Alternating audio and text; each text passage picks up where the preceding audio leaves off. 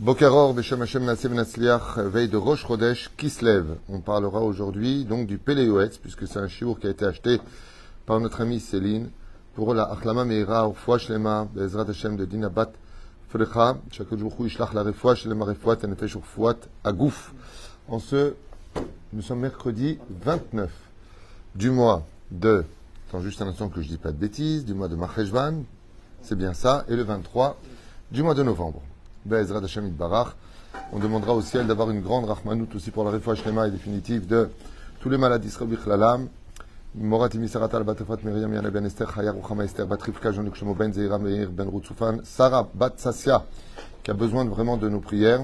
Joël Miriam Bat Sarah Eric Shua Chai Ben Arlet Koukanonsi Rachel Bat Silvet Gezala Chaya Bat Sarah Lalou Robin Amos Avraham Chaim Ben Amalia Malka. Tu vas mieux, cher? בעזרת השם, החלמה מהירה וסופית, ולאלף אלפי הבדלים, לעילוי נשמת כל מתי ישראל בכללם, רני מחלוף בן שרה ז'יזל, מזל בת ציפורה רולנד ציון, בן מרים מרדכי ג'רר, יוסף ben Israël, et tous ceux qu'on n'a pas cités, bien sûr, une grande atzlacha pour tous ceux qui nous écoutent. On commence ce chiour qui nous a été demandé sur le Péléoetz, Avodat Hashem, sujet qu'on n'a pas encore fait ensemble avec le Péléoetz, comment mais non. Et donc, on commence tout de suite, en vous souhaitant Rosh Chodesh Sameach. Attendez 2 secondes. Comme on dit, on ne va pas plus bas. Alors, la définition du mot Avodat Hashem est très importante ici.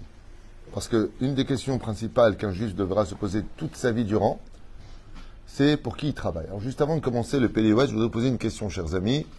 Quand on dit Avodat Hashem, qu'est-ce que ça veut dire quelqu'un qui est Oved Hashem? Mazé Eved Hashem. Il ne travaille pas pour lui, il travaille pour Hashem.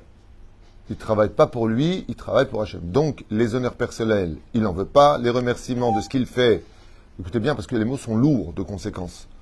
Il fait plein de choses. Par exemple, il va éduquer un enfant, et l'enfant va donner tous ses remerciements et toute sa gratitude à un étranger. C'est là. Un Eved Hachem, prenons le cas dans un couple.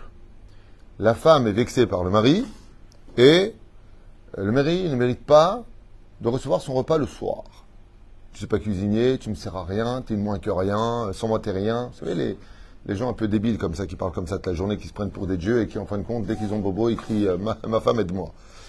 Ou le contraire, hein, bien sûr, aussi, des femmes qui ont des grandes bouches, faut pas l'oublier. Aval, dans le tachles des choses, quand on est Eved Hashem, eh bien, la femme va faire à manger à son mari, non pas parce qu'il le mérite ou pas, mais parce que... Non, pas parce qu'il aime. Parce que Dieu le demande, c'est tout. Parce qu'elle fait ce qu'il y a à faire. Elle n'a rien à faire que la personne en face mérite ou pas. Elle ne va pas se poser la question est-ce qu'il a besoin de cette tzedaka ou pas, est-ce que je dois lui faire ou pas. Elle fait du chesed. Parce que Dieu le demande.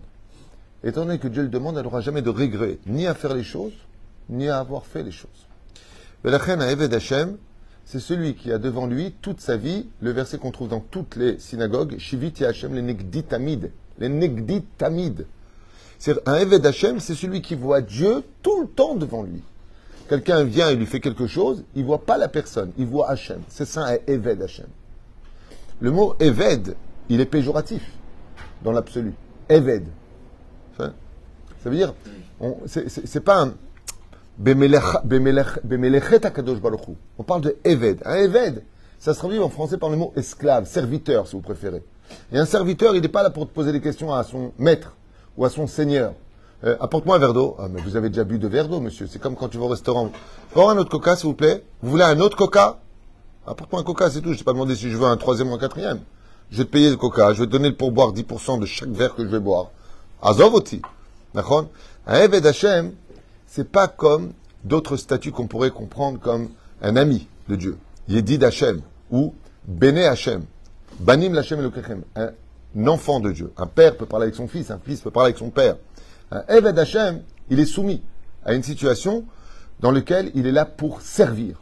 Donc, l'Avodat Hashem, c'est un niveau des plus compliqués qui existe. Et ça demande une Avodat Atzmit, c'est-à-dire un travail de soi qui dépasse l'entendement humain.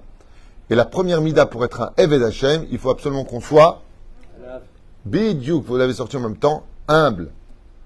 Pour être Eved Hashem, il faut connaître sa place, il faut être extrêmement humble. Et être humble signifie que ce que j'ai, je ne le mérite pas, c'est un cadeau de Dieu, Toda Rabba, que j'existe déjà. Merci de m'avoir mis à ton service, j'ai trouvé un travail grâce à toi. Mon but dans ce monde est déjà rempli parce que je travaille pour le roi des rois. Et c'est quelque chose d'incroyable. Hein? Parce qu'il faut être effacé pour laisser l'autre remplir sa volonté. C'est ce qui a marqué dans le Sechet Avot. Fais ma volonté, dit Hachem, pour que je fasse de ta volonté ma volonté. Mais il faut faire la volonté de l'autre. Imagine maintenant que, d'ailleurs, on voit aujourd'hui dans le travail, dans la CGT, CFDT en France, les ouvriers ne sont pas des esclaves. Ça veut dire que je ne ferai pas tout ce que tu me demandes. Il y a des lois aussi qui te bloquent. La Torah le dit, de par elle-même. Celui qui a acheté un esclave, c'est acheter un maître. Parce que la Torah nous ordonne, quand on a un serviteur, de lui donner ce qu'il y a de mieux, d'abord à lui, avant toi. C'est incroyable. Hein?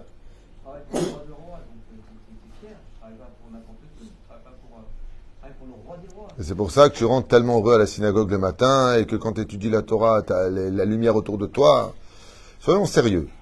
Il y a faire son devoir et être Eved Hashem. Il y a marqué Eved Hashem. Être Eved Hashem, c'est quelque chose qui est très particulier. Ça veut dire que je suis conscient que, je vais donner un exemple, je ne sais pas comment te dire les choses, mais imagine que le Rav Yitzhak Yosef est en train de faire un grand shiur, il y a 500, 600, 1000 personnes, peu importe, et la seule personne qui veut près de lui, s'asseoir près de lui, pour lui apporter un verre d'eau, il te dit, Eric, je veux que ce soit toi qui m'apporte ce verre d'eau, pour que je fasse abracha et que 1000 personnes disent Amen. Comment tu veux amener le verre d'eau? C'est-à-dire, dis-moi, tu as vu que moi ici, il n'y en a pas d'autres. C'est un srout. Oui, non, mais j'entends bien. Oui, mais on ne le vit pas. Être Eved Hashem, il le vit. Quelqu'un de humble est automatiquement heureux, sachez-le. La raison numéro 1 de la tristesse, hormis le fait que sur le domaine psychologique, vient du fait qu'on s'est interdit d'être heureux réellement sur Terre, parce qu'on a beaucoup de raisons de l'être, mais on sera toujours concentré sur ce qui manque ou ce qui ne va pas. Vous savez? Et de l'autre côté, il faut savoir que l'humilité ouvre les portes à la vraie joie de vivre. Plus tu es humble, moins tu existes pour toi-même, dans le sens où tu vas te construire, attention, mais moins tu es rempli de toi, plus tu es rempli de Dieu. Et Dieu, il a un synonyme, joie absolue. C'est-à-dire, si je devais appeler Dieu par un nom pour le définir, il s'appelle joie absolue. Le monde a été créé pour lui donner de la joie, de l'hétivlo, du bonheur. Okay? Nous, dans la transaction entre le monde d'en bas, on l'a pourri ce monde. C'est-à-dire, Dieu te donne un diamant, toi tu le prends pour un caillou, tu le jettes. Alors, dans le tachlès des choses, la anava, c'est le premier palier pour devenir Eved Hashem. Tu ne peux pas servir Hashem. Et c'est marqué noir sur blanc. En aniva ou yacholim la dorbi kifa achat. Dieu te dit, Hashem ala gout lavesh.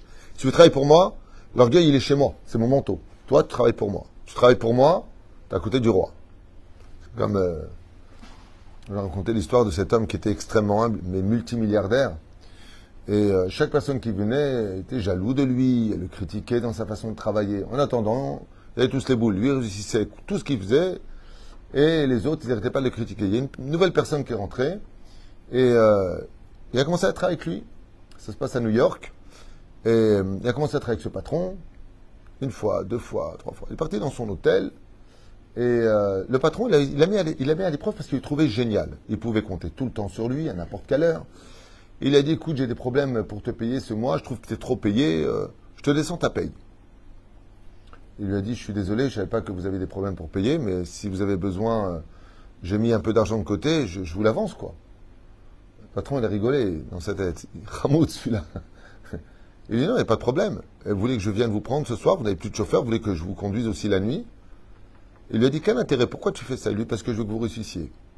Il dit, mais pourquoi tu veux que je réussisse? Et parce qu'à partir du moment où je travaille pour quelqu'un, je vais le mener à une grande réussite. Ma seule satisfaction, c'est votre sourire. C'est une vraie histoire, hein, ce que je vous raconte. On est dans les années 1890, 1900. C'est vraiment le début de... non, pardon, on est déjà en 1900 à cette époque. Et il n'avait pas d'héritier. Il lui a laissé sa fortune. C'est exactement ce qu'a fait Dieu. Il y a Moshe Rabbeinu qui vient. Dieu, il a une fortune qui est inestimable, qui s'appelle la Torah. Et ben, sauf, il lui a laissé en héritage. Torah Tzivalanu, Moshe Morashaklat. On appelle la Torah, Torah Hashem ou Torah Moshe? Torah Moshe. C'est là.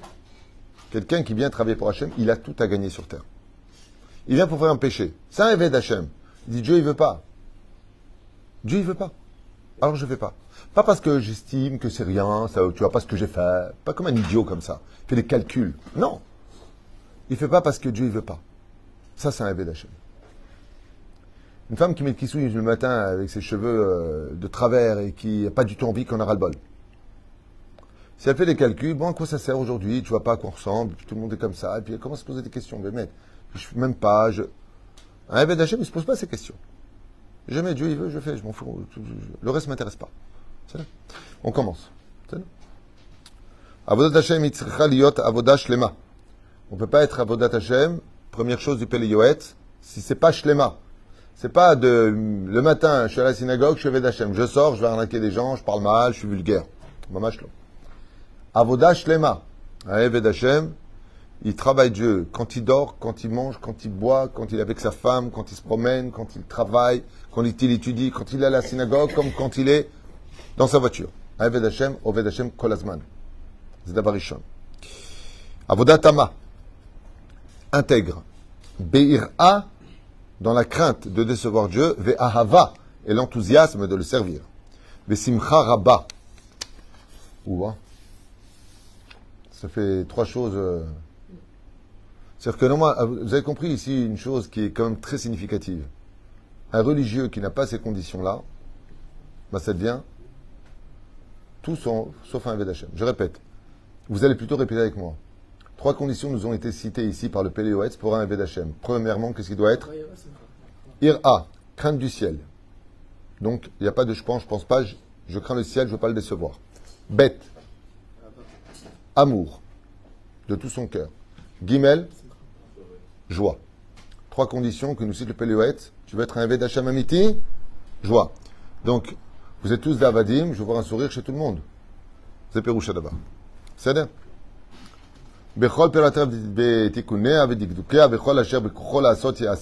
Et tout ce qu'il pourra faire à tout moment, à toute heure, à chaque seconde de sa vie, il le fera.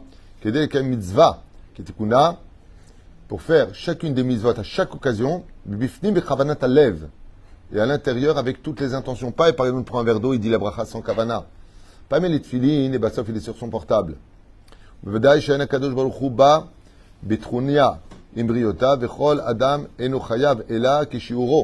va pas demander à une personne d'être l'autre. On ne vous demandera pas d'être Moshe Rabbeinu ou Rabbi Shimon Bar Yochai, Rabbi Meir Balanes ou le Harizal ou autre. Kol echad selon ses forces, selon ses moyens. Dieu ne veut pas de quantité, il veut de la qualité. C'est-à-dire, un enfant qui va s'efforcer à l'âge de 13 ans et un jour de servir Hachem pendant 1 heure de toutes ses forces parce qu'il est rempli d'énergie, de Yetzerara et ainsi de suite, face à l'autre qui aurait pu servir Dieu toute la journée très facilement, l'enfant a plus de mérite. Ce n'est pas les heures qui vont compter, c'est est-ce que tu as utilisé le potentiel que je t'ai donné. Donc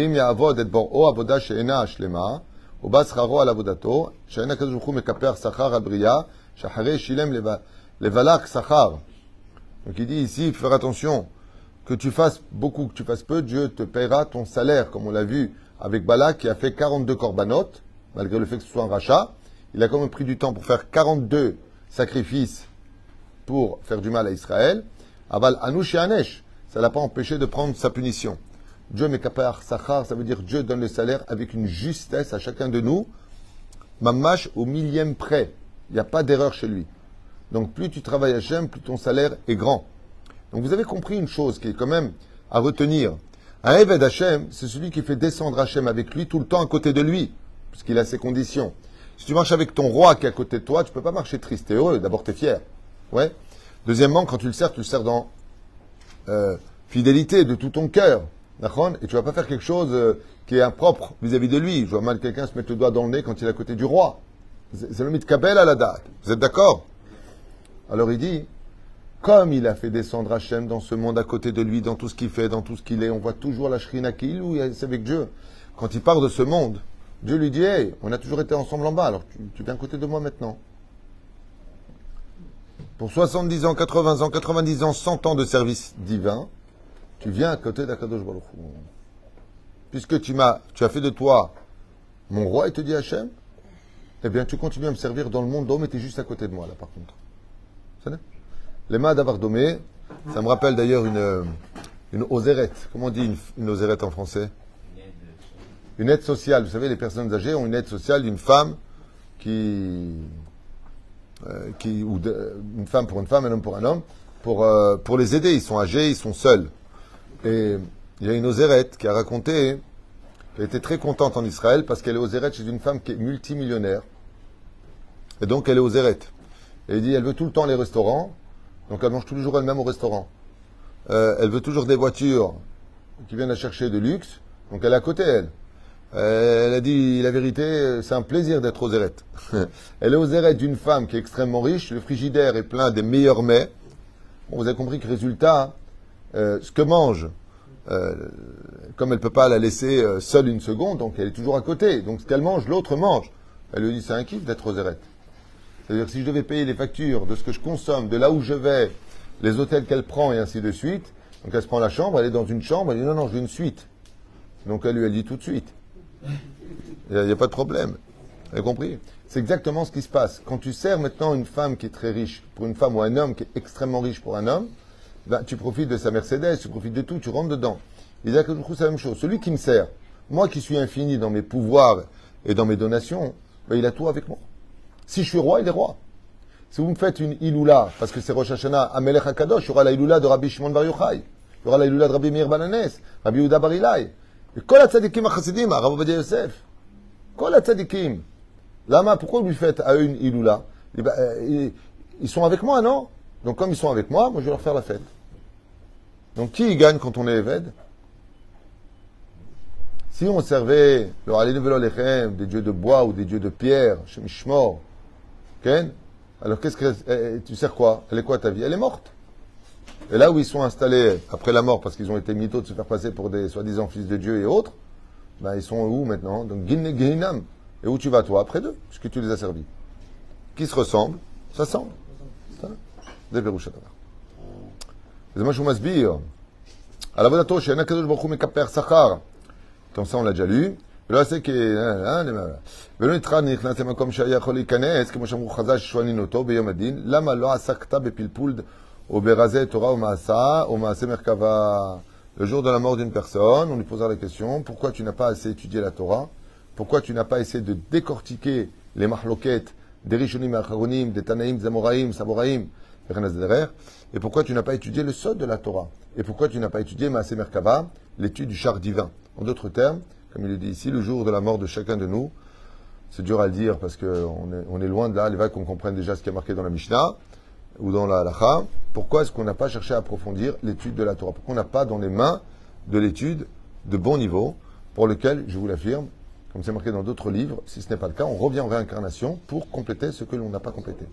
À la fin, chaque personne qui rentrera au Gan Eden finira par revenir dans ce monde et étudier ce qu'il n'a pas complété. Il reviendra dans une famille, il va aller au Talmud Torah, tu vois, il va rentrer au Talmud Torah, il revient, Akadosh Baruch Hu lui dit, Talmud Torah, et patati et patata. Jusqu'à ce qu'ils deviennent Chazak Belimud à Torah. Qu'est-ce qu'il y a? Donc, le but, en fait, le but de ce monde, c'est d'étudier la Torah. Bonne réponse. Non. Le but de ce monde, en réalité, c'est pas d'étudier la Torah.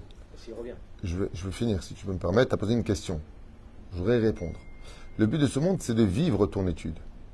C'est très dangereux de venir étudier la Torah. C'est très dangereux. La Torah, quand elle est étudiée, elle peut devenir ton pire accusateur. Parce que savoir pour ne pas le vivre, c'est un kitroug. Rabbeinu Ovadia Barthénora, il dit Bichlal qu'il aurait préféré pour lui de ne pas venir au monde. Comment tu sais Le mec, il sait qu'il y a des flics, il y a un feu rouge et il passe. Waouh. C'est un fou. Suicide, le mec. Il y a un feu rouge, il y a les flics qui sont juste en face, ils le regardent et ils passent.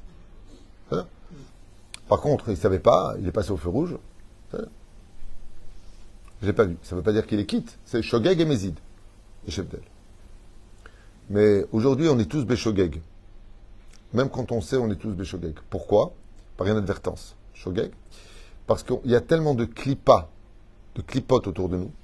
Il y a une telle atmosphère impure dans laquelle on vit aujourd'hui, de débauche, les minéhem, de vulgarité dans l'atmosphère, de tromperie, de mensonges. Tellement de gens ne tiennent plus leurs paroles. Il y a tellement de haine gratuite, tellement de problèmes dans l'atmosphère sur le globe de la Terre, de jalousie, que il serait impossible pratiquement de ne pas voter aujourd'hui. C'est pratiquement impossible. C'est comme si quelqu'un rentre dans l'eau et ressort sec. C'est impossible. C'est pour ça que la Teshuvah n'a jamais été aussi probante que ce que nous avons. Mais on peut réussir. La Torah, c'est un karcher de cette impureté. Mais il faut faire attention. Parce qu'à la fin des temps, même l'impureté rentrera dans le monde de la Torah. Pas dans la Torah, Chaz v'Shalom. Dans le monde de la Torah. Même le monde religieux sera empreint d'impureté. Et c'est pour ça qu'on voit malheureusement de temps en temps des Chilul Hashem et des choses qui sont catastrophiques. Comme des gens qui peuvent avoir la kippa et qui parlent très mal à la maison, qui hurlent, qui se maudissent les uns les autres. Mais elle est où sa Torah? À quoi ça sert d'étudier le Talmud et de revenir, j'ai fini ma sechet, si tu parles comme un rachat à la maison? C'est pas ça la Torah. Au contraire, la Gemara, elle le vomit. Ah, j'ai fini Baba Metzia. Tu me dégoûtes. Lama, la Torah, elle est là pour te rendre meilleur. La Torah, elle est là pour faire de toi une lumière. Si ce que tu vis dans ta Torah n'est pas rempli d'humilité, de compréhension, de compassion, alors ça sert à rien ta Torah. T'es devenu le Etzadat, Tov, Vara. Super, t'es un arbre. Donc, t'étonnes pas de te faire planter à la mort. C'est des pérouches d'abord. Par contre, qu'est-ce qu'on a nous comme Torah? Torah Traïm. D'où les cours. Torah Traïm. Il faut une Torah de vie. Une Torah sympathique. Une Torah qui ne vient pas juger, qui vient relever les autres. Une Torah qui parle un langage clair, intéressant. Comme des fois, je vous donne la parole, Baruch Hashem. Depuis des années, je fais ça tous les Seudah Shlishit. Vous prenez la parole. C'est très important quand on prend la parole, surtout en famille, si on veut que la famille reste à table, que ce soit intéressant, Aleph, de faire un sujet intéressant, début, suspense, chute, katsar. Non mais oui, c'est très rare. C'est très rare. T'as des gens qui commencent, c'est comme ça, et à la fin, tu mais qu'est-ce qu'il veut, lui? Et où ils vont en venir? C'est quoi le truc? Et à la fin, il s'arrête et tu dis, oh, j'ai oublié. Il y a Malrasra. Ou il y a pire. Il y a celui qui prend le livre et dit, chut, mettons de Vartora. Alors, il y a un corps, Avinu. Il est marqué qu'il est sorti prépare ton Vartora. Ou alors fais deux halachot. Le mieux, raconter une histoire en rapport avec la paracha de la semaine. Achitov. Ayom, dans cette génération, de raconter des belles histoires. Les Torah Box, ils font tous les vendredis, ils envoient une histoire. Moi-même, j'ai fait plein d'histoires pas avec les gens, sur les réseaux sociaux. Non, sur Internet. Vous pouvez étudier. C'est le but. Qu'est-ce que je fais tous les vendredis soirs? Je vous prépare votre Dvar Torah pour la table. C'est le but du Dvar Torah que je fais. D'accord? Combien de temps il dure? 5 minutes, 4 minutes, 3 minutes, 7 minutes au grand maximum. Une fois, je vais à Paris, je vois les rabbinim, que Dieu les bénisse, certains, pas tous. Il faut. Quelle demi-heure, 1 heure. Et tous les jeunes sont dehors avec les filles. Sincèrement. Les gens dorment. Une fois, j'étais dans le 19e, le Rav, il a parlé pendant 50 minutes. Les garçons et les filles de 14, 15, 17 ans, ils étaient tous dehors en train de faire des bêtises. Ils se tenaient par la main, ils rigolaient, ils parlaient de Chol. Et bon, il a fini ou pas? C'est une responsabilité. Il faut être intelligent. Et il est resté avec peut-être 2 personnes qui le regardaient, le mec. Bémet. Le Rav. 2 personnes qui le regardaient comme ça, ils avaient peur de dormir devant lui, je crois. Vous connaissez tous la blague du chauffeur de bus et du rabbin. Non. Tu connais pas la blague? Non. Bon, Ali, Je ne la connais pas. alors je vais te la raconter. Il raconte que cette étude, c'est aussi pour les blessés à Jérusalem. Il y a eu 2 attentats ce matin. Il y a beaucoup de blessés, malheureusement. Frosh-Lemach, la Mamera. Je voulais le citer, j'ai oublié. Non, c'est le rabbin, comme ça, il arrive devant Dieu avec un chauffeur de bus. Il arrive devant Dieu, et le chauffeur de bus, il dit que je dis au chauffeur de bus, toi, tu vas t'installer dans la belle villa avec piscine, le 18 pièces là-bas et tout ça. Et le rabbin, il lui dit, toi, tu vas dans la maison de la famille Ngals, la petite maison dans la prairie là-bas, petite pourrie là-bas, tu vois. Alors le rabbin, il dit, non. Il doit y avoir une erreur, Gwad Amelech. Il doit y avoir une erreur. Moi, je suis rabbin. Moi, j'ai étudié la Torah toute ma vie. J'ai enseigné la Torah toute ma vie. Lui, il est chauffeur de bus. Donc, lui, il va dans la petite maison dans la prairie. Et moi, je vais dans la belle villa pour le salaire. Il dit, non, il n'y a pas d'erreur. C'est comme ça. Il dit, mais pourquoi? Il dit, je t'explique. Quand tu faisais un Dvar Torah, tout le monde dormait. Mais lui, par contre, quand il était à son volant, tout le monde faisait Shema Israël, toute la route. Il faisait faire le Shema Israël à tout le monde, tellement il conduisait vite. C'est rouge d'abord. Elle est excellente. Elle est top. Elle est top. Quoi, vous la connaissez pas? Elle est vieille comme les chaussettes. Oui. Oui, c'est sûr, c'est sûr. Hein? J'allais dire quelque chose de. Non, c'est très important, Bémet. Quand vous faites un Dvar Torah, Ça dépend des chauffeurs. ouais, mais quand vous faites un Dvar Torah, c'est très important, Bémet, quand vous voulez vraiment d'adapter la Torah d'abord qui est matim pour les gens. Le mec, il fait des halachot hyper compliqués. Quand je me rappelle un jour, j'ai donné la parole à quelqu'un ici, il m'a tué de rire. La synagogue était pleine. On était peut-être 100, 112, 113, enfin tout ce qu'on peut rentrer dans ce petit bête midrash, avant qu'on passe dans l'autre si Dieu veut. Et il commence à faire un pile-poule de halakha. Ouais, le Rambam, donc le Ran, Bassof, il est collègue sur le Rambam, qui machin. À la fin, les gens sont sortis, ils me disent, bon, qu'est-ce qu'on doit faire, Bassof? Adapte, toujours une Torah qui parle au Tzibour. Toujours une Torah qui parle au Tzibour. Quand tu as une famille, tu as des gens qui sont toujours bakifines. Le mec, il a sa fille qui fréquente quelqu'un qu'il ne faut pas. Il fait un cours sur le sujet, il montre deux. Bakifine, badinout. Sois plus intéressant que les forces du mal. Si tu veux ramener les gens à la Torah, sois plus intéressant que ceux que fréquentent tes enfants. Sois plus intéressant que le cinéma qu'ils vont aller voir. Sois plus intéressant qu'un match de foot. Au lieu de critiquer l'autre, sois mieux que lui. Et tu verras que les gens viendront. Si ce que tu vends a plus de valeur que ce qu'eux vont acheter ailleurs, tu as réussi. Mais ça demande beaucoup de travail. Il faut être un Eved Hashem. D'où ce qui a marqué ici. C'est d'ailleurs Daniel. Et au fil.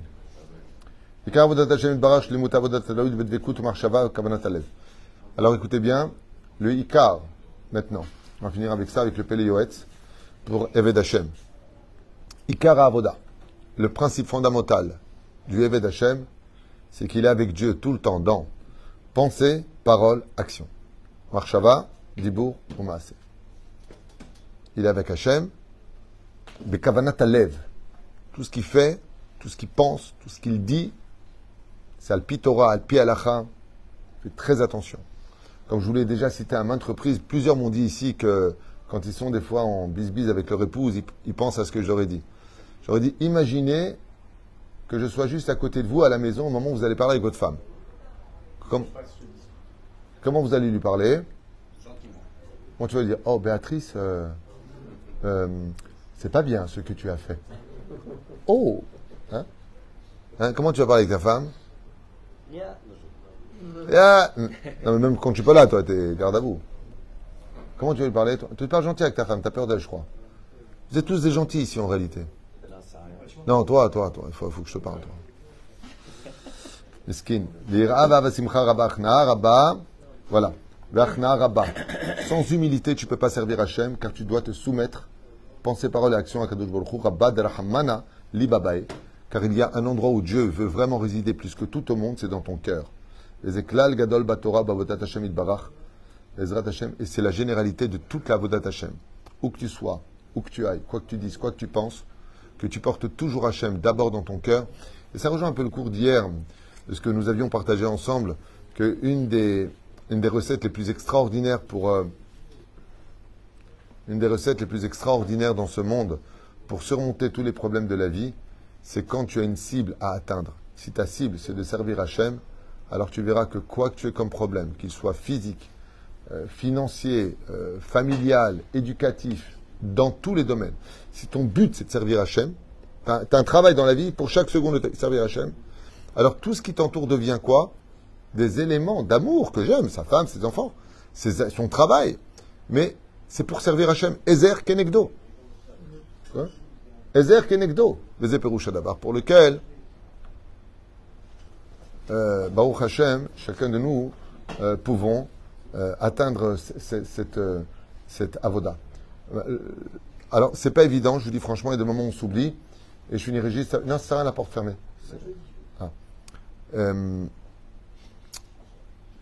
La première mida qui t'empêche de travailler Hachem, vous l'avez compris, c'est l'orgueil. Et la deuxième? La colère. Bidjouk. Dès que tu te mets en colère, nigmar. Les personnes nerveuses auront toujours beaucoup de mal à servir Dieu. On avait dit une fois, il y Hein? a un remède. On a dit qu'avant de se mettre quand on est en colère, il faut oxygéner ses. Ken. C'est Péroucha. Est-ce qu'il y a vous avez des questions, professeur? Ah. c'est presque une contradiction. Ah. À la fin, vous disiez effectivement c'est bien d'avoir Dieu dans son cœur, et de l'autre, vous dites que des gens qui ont Dieu dans leur cœur, c'est peut-être pas tout à fait ce qu'il faut. J'ai pas compris. Dieu simplement dans son cœur, ça devrait être suffisant? Non. Ce sera suffisant quand on sera hors du corps. Le corps nous a été donné pour accomplir les sentiments que nous avons. Imagine, je te dis à chaque fois, imagine, voilà, tu cherches du travail, et je te dis, tu es mon meilleur ami, je t'adore, heureusement que tu es avec moi, et machin, et je donne du travail à tous les étrangers, toi je te donne pas de travail. Tu vas me dire, tu sais quoi, tu veux pas arrêter de m'aimer, me donner du boulot? Parce que si tu m'aimais vraiment, tu m'aurais mis en priorité. Tu vois, dans la vie, aimer, dans le monde dans lequel nous sommes, ne s'exprime pas par des mots ou des sentiments, mais par des actions. Quand on aime vraiment quelqu'un, on n'aurait presque pas besoin de le lui dire, tellement nos actions l'exprimeraient. D'accord? Mais le mec, par exemple, il est avec sa femme, il aime sa femme ou ses enfants, il s'en occupe jamais. Papa, tu peux m'emmener à l'école, j'ai jamais le temps, j'ai jamais. Au fait, je t'aime, hein? Non, tu t'aimes et tu es en train de te débarrasser avec une bonne conscience. Aimer, c'est prouver. Combien ça c'est Ben Adam Lachamero? Ben Adam Lamakom. Combien? Dans quel monde on vit, professeur? Olama Asiya. Pourquoi? Ce que tu dis, c'est l'olam de la Beria. Ce que tu dis, toi, ça s'adresse au monde de la Beria et de la Hatzilut. Nous sommes dans le monde de l'action. Après la mort, il n'y a plus de misvot. Là-bas, c'est les sentiments qui parlent. Ici, c'est pour ça d'ailleurs que quoi que subisse un homme sur terre dans ses douleurs, c'est rien à côté des douleurs qu'il subit de l'autre côté s'il a fauté. Pourquoi? Parce que le sentiment est à son summum, ce qu'on appelle la chair à vif, à vif, à vif. Ça, c'est très dangereux de fauter. Il faut faire tchouva avant de mourir. Parce que chas v'shalom, si on va payer les fautes de l'autre côté, le corps, par lui-même, qu'est-ce qu'on peut lui faire? Des coups de hache, des coups de bâton, ce que tu veux. Aïe, j'ai mal, ça fait extrêmement mal. Aïe, aïe, aïe. Mais de l'autre côté, c'est carrément les sentiments qui sont frappés. La trahison de l'intérieur. Le remords est tellement fort que tu t'auto-brûles de l'intérieur. Shamishmor. C'est pour ça qu'on a tout à gagner à faire une réelle teshuva et de savoir que de toute façon, que tu veuilles ou pas, c'est Dieu qui aura le dernier mot. Il a créé ce monde pour cela. Notre challenge, c'est de mériter notre monde futur en servant Hachem. Et n'oublions jamais que c'est un mérite qu'il nous donne, puisque Dieu a refusé à un animal de le servir plus longtemps que ça, c'est le serpent. Et tu auras tout ce que tu veux, lâche-moi les baskets. Ne vous étonnez pas de voir les Rishaïm, les gens qui sont loin de la Torah et qui luttent même contre Dieu, de tout posséder dans ce monde. Pourquoi Dieu leur donne tout? Juste pour pas les écouter. Ne travaille ni pour moi, ni tu me regardes. Je peux voir le patron, qu'est-ce qu'il veut? Donne-lui une voiture, donne-lui ce qu'il veut. Rien que j'entends pas. Avala Eved Hashem Akadosh Baruch Hu, il le veut près de lui. Et à travers cela, Bezrat Hashem, il lui créera des manques pour toujours rester en contact avec celui qu'il aime. Kol Tov V'Leitrat.